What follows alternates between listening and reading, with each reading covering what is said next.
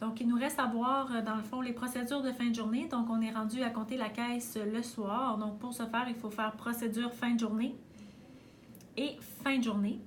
Voulez-vous faire une déclaration de fin de journée? Oui. Et là, il y a des transactions non traitées, donc des transactions en suspens. Voulez-vous continuer? Oui, ça ne touchera en aucun cas votre caisse. Vous allez pouvoir la fermer quand même. Donc, en haut à gauche, vous avez le montant total cash dans vos caisses. Donc, ici, c'est 639,45. Donc, ça, c'est le total en argent seulement qu'on a dans notre caisse, incluant le fonds de caisse de ce matin. Donc, première étape, vous allez avoir à garder tout le change dans vos caisses. On ne déposera plus de monnaie. Donc, c'est la petite particularité maintenant.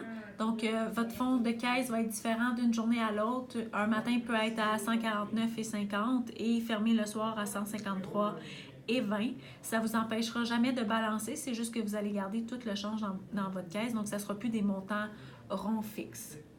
Donc, première étape, quand vous fermez votre caisse, c'est de toujours compter le fonds de caisse en premier. Donc, vous pouvez aller dans compte et caisse. Donc, à cette étape-ci, on compte en quantité le nombre de 5 sous, de 10 sous, de 25 sous. Donc, pour moi, aujourd'hui, ça va être des montants fictifs. Je vais me rapprocher le plus possible du 150 $. Donc, vous rentrez le montant et pour que ça s'enregistre, vous faites Enter. Vous voyez le montant ici en quantité et vous avez le total qui s'additionne en haut. Donc, je vais continuer pour me rendre à peu près aux alentours de 150.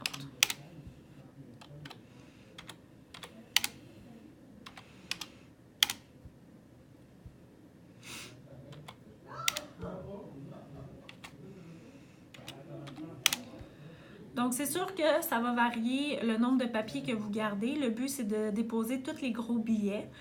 Si vous avez une caisse avec 50 $ de change, ce qui est très rare, d'habitude, on a beaucoup de change, mais c'est sûr que vous devez garder du papier pour vous rendre jusqu'à 150.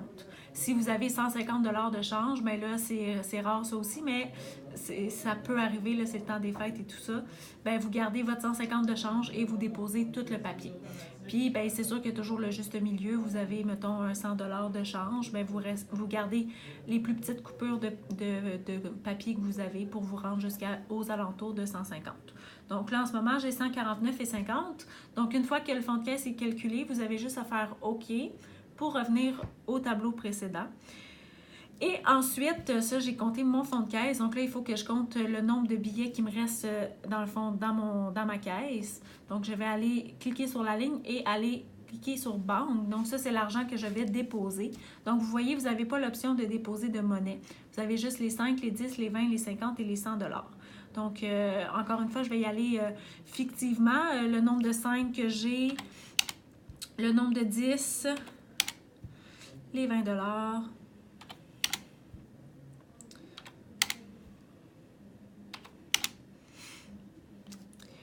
Et là, vous voyez, dans le fond, le montant que vous allez déposer versus le montant que vous avez en fonds de caisse vous donne ce montant-là. Et le montant pour balancer devrait être égal à lui en haut. Là, j'ai un petit peu exagéré mon fictif. Donc, en tout temps, vous pouvez recompter votre caisse en cliquant sur la ligne et compter caisse, faire les modifications si jamais vous aviez eu une erreur. Et même chose pour le papier que vous déposez à la banque.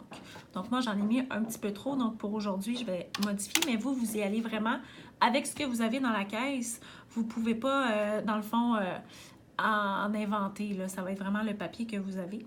Donc, je vais rajouter juste un 10 $.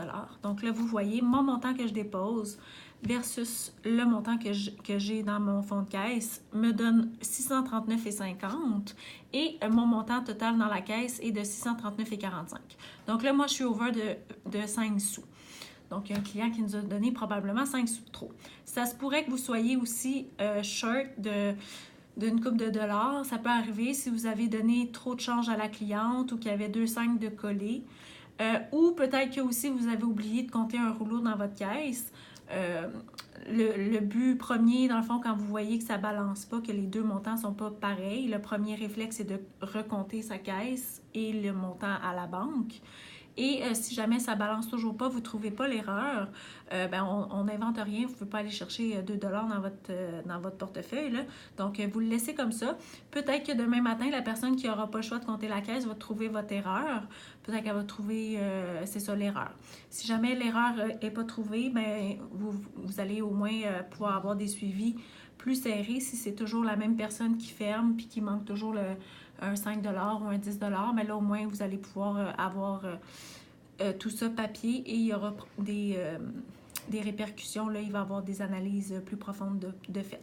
Donc, une fois que vous avez compté votre caisse et que tout est beau, vous pouvez approuver. Et là, vous avez un papier, il s'appelle contrôle journée. Donc là, vous avez le montant que vous mettez à la banque versus le montant que vous avez dans votre caisse. Vous avez à le signer. Il y a une copie pour vous en magasin. Et il y a la même copie que vous envoyez au bureau. Et vous avez dans le fond le rapport de fin de journée qui indique tout, dans le fond, votre caisse, le contrôle journalier, les ventes et tout ça. Donc, vous envoyez ça au bureau aussi. Pour les classements de papier, vous allez avoir dans le manuel de formation tout, dans le fond, comment est-ce qu'on veut que l'enveloppe soit classée, les papiers dans l'enveloppe soient classés pour envoyer au bureau.